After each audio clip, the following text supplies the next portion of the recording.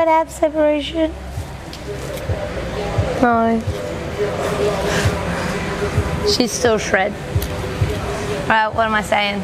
First of all, my explanation and like my description and my experience with it is, it comes as far as my own research and information that people have passed on to me. I'm definitely not a physical therapist or a doctor or anything like that, so I definitely don't have probably the best explanation or the best understanding of it, but it's enough that it's something that I've taken into consideration in my pregnancy.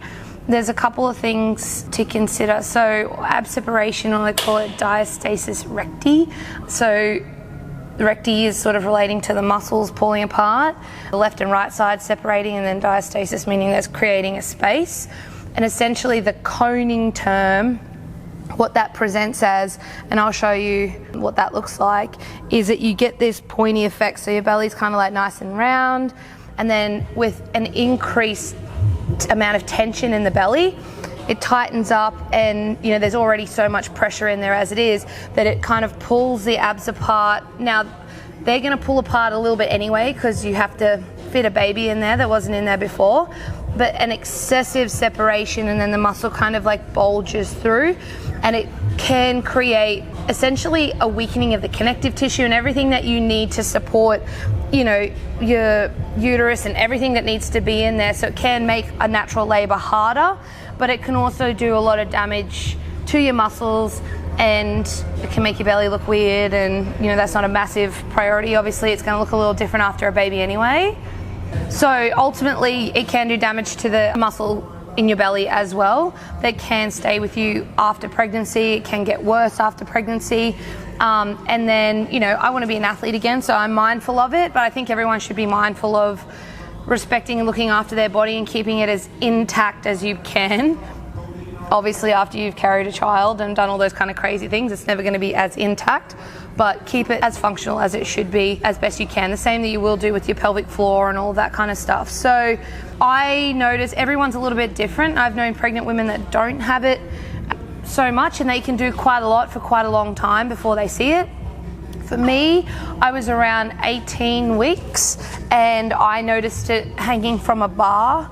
As soon as I'd hang from a bar, I'd get this like, it's very clear, it just sort of points in the middle. I was already aware of it because I'd been training women through pregnancy, so it was on my radar. And then I did a little bit more research when it was me as well, just to kind of make sure that I was looking after myself. Then the same thing, so it seems to be anything that was gymnastics related. So I can tend to hold my belly quite well when the weight was loaded on me and I was doing squats or anything like that. There was not a massive issue and not a lot of pressure, but anything like a push-up or a pulling movement were the main things. And so I made the decision, despite the capability of still being able to do them, I made the decision to remove them from my training and to substitute for other things. And I do the best that I can every day to essentially not create too much tension through my belly. The basic things you'll read about preventing it if you're not physically active, if you're not, you know, doing CrossFit or something like that, is you'll see they say be careful sitting up. So anything like a sit-up movement, even just getting up off the lounge, they recommend that you roll to the side, which I do that also. I roll out of bed, gets to a point where you don't have a choice, but you roll to the side and then up so that you're not sitting up and creating that pressure. And ultimately, if it happens, and it happens a little bit more than I would like, at least I know I've done everything possible, and maybe that's just sort of how I'm designed and how it was going to be. But I've made every choice that I know how with the information that I have, and hopefully I'll just learn more over time. I'm going to show you my really flattering belly normally, but just so that you can get an idea of the shape beforehand and then a shape afterwards. So front on, side on, and then I'm going to show you the same thing when I hang from a bar, and you'll see it pretty clearly. I wouldn't do this a lot, it's just for information purposes only. So you can see it distinctly points out, and you see from the side. See it points in the middle rather than being nice and round.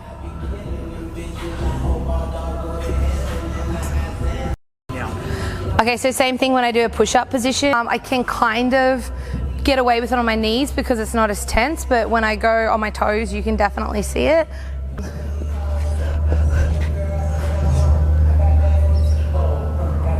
and it slightly reduces with control. The main thing is that you need to keep tension through the lower part of your belly, but I can't seem to control that. Maybe that's part of the reason why I'm not as good at it. I don't have that separation between the control here and the tension up here. I just can't seem to quite break that in these positions. Because I lack that control, I'm certainly not going to do it at intensity where it's only going to get worse. So I just made the choice to remove it. Okay, so I did a little bit of research, and this is second, third, fourth hand information from the resources that I've looked at, but I watched a lot of different people and their education channels, so I'm just going to show you in case you haven't seen it, and then I recommend maybe going and looking at somebody else's page and just getting a little bit more information than I can offer. This is essentially how I've been checking the separation, just to make sure that I'm not pushing the limits too much. So I'm going to lie on my back, and I'm going to bring my feet in nice and close underneath me. From here, I'm going to hollow myself out, so slightly just tip the hips underneath, and then I'm going to raise my head up off the floor, and I'm going to check that little separation so I can feel it's been about the same for a little while, and then you work your way all the way down the belly as it's braced to see what kind of space that you have there.